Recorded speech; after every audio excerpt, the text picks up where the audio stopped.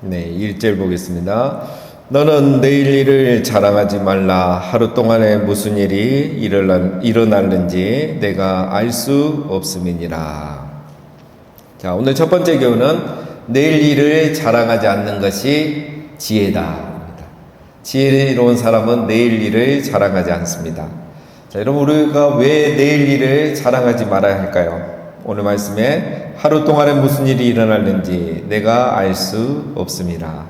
그렇습니다, 여러분. 오늘이나 내일 무슨 일이 일어날지 우리가 알 수가 없는 거죠. 오늘 자랑했다가 갑자기 안 좋은 일이 생기면 그것처럼 당혹스러운 일이 어디 있겠습니까?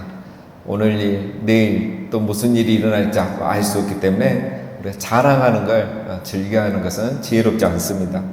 또 두 번째, 왜 우리가 내일 일을 자랑하지 말아야 되는가? 나의 인생을 또 나의 시간을 통제할 능력이 나에게 없기 때문입니다. 여러분, 우리가 통제할 수 있고 우리가 할 수 있는 거, 우리 마음대로 할 수 있는 것은 사실 없습니다. 자, 자랑할 일이 있을 수 있죠. 잘 되면은 좋은 일이 있고 자랑할 일이 있을 수 있습니다. 그것은 내가 통제를 잘하고 내가 뭔가를 잘해서 자랑할 만한 일이 된 게 아니고 그것 자체가 하나님의 은혜입니다. 하나님의 은혜인 것을 아는 사람은 내가 잘한 것처럼, 내게 모든 능력이 있는 것처럼 자랑하지 않습니다. 내 능력밖의 일입니다. 모든 일은 하나님의 은혜인 거죠. 그래서 우리가 그것을 함부로 자랑해서는 안 됩니다. 어제의 경험으로 얻은 지혜로 우리가 내일을 대비하는 것은 좋은 일이나 그렇다고 장담하는 것은 금물입니다. 그것이 곧 교만으로 이어지고 교만하면 넘어지게 되는 거죠. 내일 일을 우리가 섣불리 말하지 않고 속단하지 않는 것이 바로 지혜입니다. 사람과 일에 대해서는 항상 신중한 것이 바로 지혜입니다. 그러면 우리가 오늘 자랑하는 일이 내일 부끄러움이 되는 일이 없어지겠죠. 교만해져서 넘어지는 일이 없겠죠. 내일 일을 자랑하지 않는 것이 지혜이다라는 겁니다. 자, 그 다음에 2절, 타인이 너를 칭찬하게 하고 내 입으로는 하지 말며 외인이 너를 칭찬하게 하고 내 입술로는 하지 말지니라. 자, 두 번째는 스스로 자신을 칭찬하지 않는 것이 지혜다. 지혜는 자기 자랑을 하지 않는 겁니다. 자기를 칭찬하지 않는 겁니다. 내일 일을 자랑하다가 내일 부끄러움을 당할 수 있는 것처럼 스스로 자기를 자랑하고 칭찬하는데 혼자만 자랑하고 다른 사람은 공감하지 않으면 속으로 비웃고 있으면 여러분 그것만큼 또 웃긴 일이 어디 있겠습니까? 그렇죠? 그래서 칭찬이나 자랑은 자기 힘으로 하는 게 아니고 타인이 하도록 하는 것이 지혜인 겁니다. 자기를 칭찬하고 자기 자랑을 많이 하는 사람은 속으로 뭔가 불안하다는 거죠. 그런 걸 받고 싶은데 받지 못하고 있다는 겁니다. 자, 세 번째 3절, 돌은 무겁고 모래도 가볍지 아니하거니와 미련한 자의 분노는 이 돌보다 무거우니라. 자, 미련한 자의 분노는 돌과 모래보다 더 무겁다라는 거죠. 분노는 특별히 타인에게 쏟아붓는 역정이라고 할 수 있겠죠. 자신의 화를 조절하지 못하고 적절하게 표현하지 못하는 것, 그게 분노고 그런 분노를 표출하는 사람은 지혜롭지 못한다는 겁니다. 이런 분노는 너무 무겁죠. 무거운 거는 타인이 감당하기 힘든 겁니다. 그렇죠? 무거운 돌, 무거운 모래도 이렇게 쌓이면 무겁잖아요. 타인이 감당하기 힘든 그런 사람입니다. 현대의 성경에 보면 이렇게 번역이 되어 있습니다. 돌도 무겁고 모래도 무겁지만 어리석은 자가 화를 내는 것보다는 견디기 쉽다. 훨씬 이해하기 쉽죠? 네. 어리석은 자가 화를 내는 것보다 차라리 돌이나 모래를 이렇게 움직이는 게 더 쉽다는 거예요. 그만큼 분노를 잘하고 화를 잘 내는 사람은 감당하기 어렵다는 거죠. 자, 인간관계 안에서 분노하지 말라는 말입니다. 분노를 하지 않는 게 지혜입니다. 4절, 부는 잔인하고 노는 창수 같거니와 투기 앞에야 누가 서리요. 자, 분노와 이제 투기, 질투를 비교하죠. 분노는 잔인하다는 거예요. 그리고 봄나무는 물과 같다는 거예요. 걷잡을 수가 없다는 거죠. 잔인하고 창수 같아서. 그래서 감당하기 힘듭니다. 차라리 돌을 들고 모래를 움직이는 게 낫지 분노하는 사람을 상대하기는 힘들다는 거죠. 그런데 이것보다 더 무서운 게 있죠. 뭡니까? 투기는 이것보다 더 심하다는 거예요. 현대인의 성경을 보면은 이렇게 번역이 됐어요. 분노가 잔인하고 파괴적이기는 하지만 질투에 비하면 아무것도 아니다. 그러니까 질투, 투기가 더 무섭다는 거죠. 투기는 분노보다 강합니다. 상황에 대한 화가 일으키는 것보다 관계의 갈망에서 나오는 이 투기, 질투가 더 세다는 거예요. 여러분, 투기는 이제 남녀 간의 사랑의 질투도 있지만 우리가 일반적인 질투도 있습니다. 그렇죠? 사람이 질투하기 시작하면 여러분 분노하는 사람보다 더 무서워집니다. 우리가 남녀 간에 뿐만 아니라 우리 사람 간에 또 성도 간에 이렇게 질투하는 경우가 많이 있습니다. 자, 여러분, 질투는 사랑이 아닙니다. 남녀 간의 질투가 여러분 사랑인 것 같지만 사랑 아닙니다. 사랑은 시기하지 아니하며. 질투는 사랑이 아닙니다. 질투는 이기적인 사랑이죠. 이기적인 사랑입니다. 비교의식에서 나오는 겁니다. 그래서 이거는 결국 어디에서 나오는 거냐? 교만에서 나오는 겁니다. 교만에서 나오는 질투는 그래서 상대방을 인정하지 않기 때문에 생기는 거죠. 여러분, 상대방이 어쨌든 그거를 인정해줘야죠. 하나님의 그분을 향한 하나님의 은혜가 있고 축복이 있고 또 그분의 어떤 성실함과 또 이런 노력이 있을 거 아닙니까? 그거에 대해서 우리가 인정을 해주고 존중해주면 질투와 시기를 할 이유가 없죠. 그 자체를 인정하지 않는다는 것은 교만함이 있기 때문에 그렇습니다. 내가 너보다 낫다. 내가 당신보다 나은데. 내가 당신보다 더 열심히 사는데. 그래서 그걸 인정해주지 못하고 받아주지 못하니까 이런 투기와 질투가 생기는 거죠. 그래서 모든 죄의 뿌리는 사실 교만이라고 제가 말씀드렸는데 이 질투, 투기 역시 교만입니다. 자, 그 다음에 5절. 면책은 숨은 사람보다 나으니라. 면책은 마주하여 책망하다, 그런 말이죠. 자, 드러내놓고 책망하는 것이 숨겨진 사랑보다 낫다라는 겁니다. 사랑한다고 하면서 아무런 충고도 안 해주고 조언도 안 해주고 그렇게 하는 것보다는 바른 소리를 해주고 바른 충고를 해주는 것이 더 좋다라는 거죠.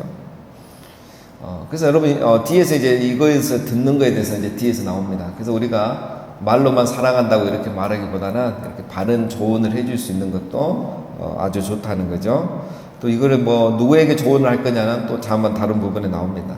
그래서 여러분, 우리가 사랑한다고만 하는 게 아니고 사랑하면 정말 이걸 들을 준비가 되어 있는 사람에게는 해주는 게 좋습니다. 특별히 여러분들께서 이제 우리 성도님들께 우리 교육자들, 목사님들에게는 이런 말을 이렇게 해주시면 좋습니다. 목사님들은 늘 좋은 이야기만 듣거든요. 목사님 하면서 이렇게 칭찬을 많이 해주시잖아요, 우리 성도님들께서. 그래서 우리 목사 교육자들 한 번씩 착각합니다. 정말 우리가 그런 사람인 줄 알고. 그래서 그게 아니란 걸 이렇게 늘 얘기해 주십니다. 요즘 이게 너무 좋은데 이건 또 이렇게 했으면 좋겠습니다. 이거는 또 이렇게 생각하는 분들도 있습니다.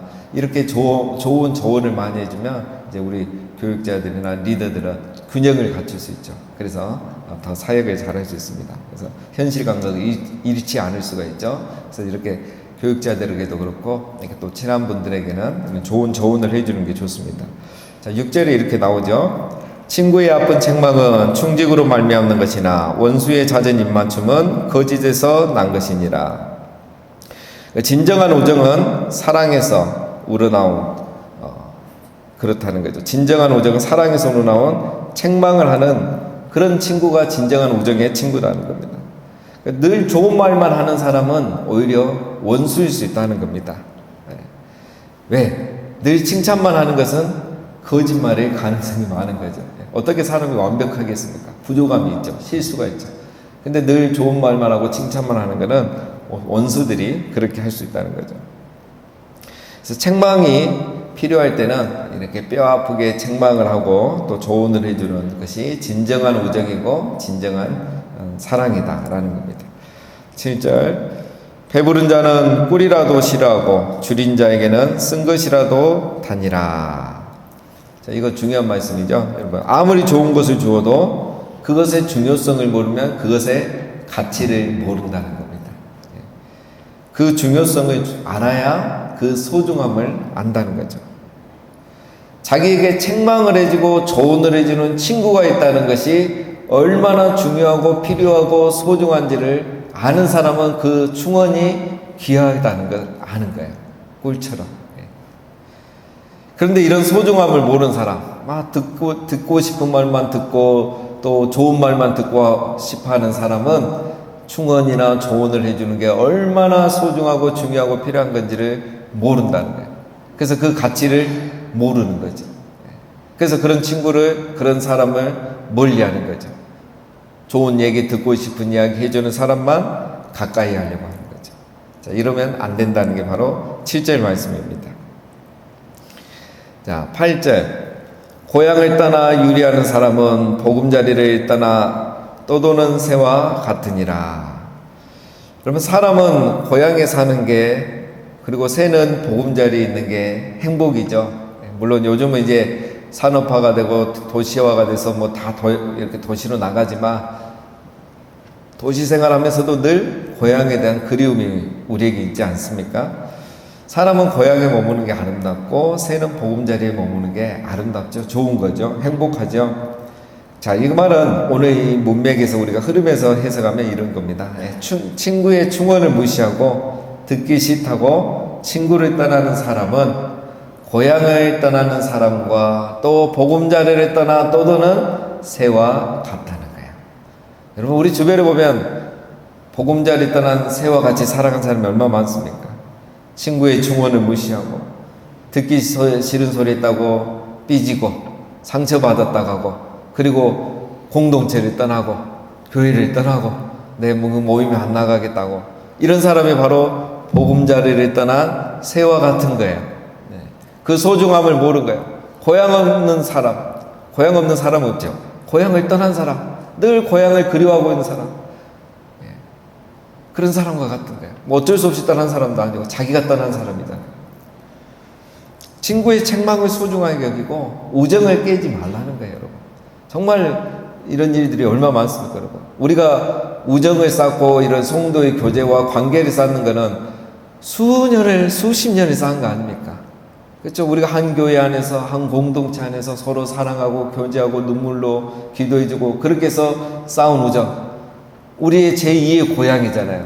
마음의 고향이고 신앙의 고향이잖아요. 그런데 그 좀 섭섭했다고, 듣기 싫은 소리 들었다고, 나하고 마음이 안 맞았다고, 나 이제 여기 이 모임에 안 나가겠다고 하고, 이제는 나 그만하겠다고 하고, 교회도 뭐 옮기겠다고, 이것처럼 아쉬운 일이 없는 거예요. 고향을 떠난 사람 같고 새 보금자리를 떠난 사람 같은 거예요. 그게 7절에 보면 그게 얼마나 귀합니까? 꿀이 있어도 배부르면 꿀인 줄도 모르고 꿀의 가치를 모르는 사람하고 똑같다는 겁니다. 자, 오늘은 그 말씀이 계속 나옵니다. 자, 9절입니다. 기름과 향이 사람의 마음을 즐겁게 하나니 친구의 충성된 공고가 이와 같이 아름다우니라.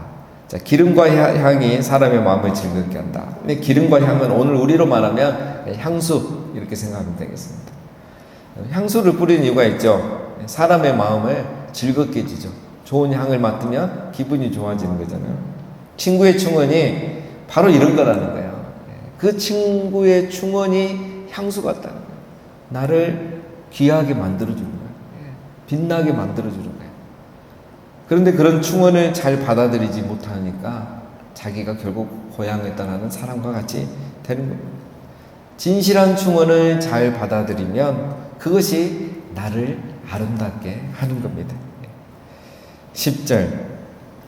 내 친구와 내 아비의 친구는 버리지 말며 내 환난 날에 형제의 집에 들어가지 말지어다. 가까운 이웃이 먼 형제보다 나으니라. 자, 여러분 계속 문맥이 이어지죠. 오늘 자만은 가까운 사람을 멀리하면 손해다 이거예요. 그 사람 내 친구이든 내 아비의 친구이든 바른 소리 해주는 사람 듣기 싫다고 그 사람을 버리고 관계를 깨버리고 떠나는 사람은 어리석다는 거죠. 그렇게 하지 말라는 거죠.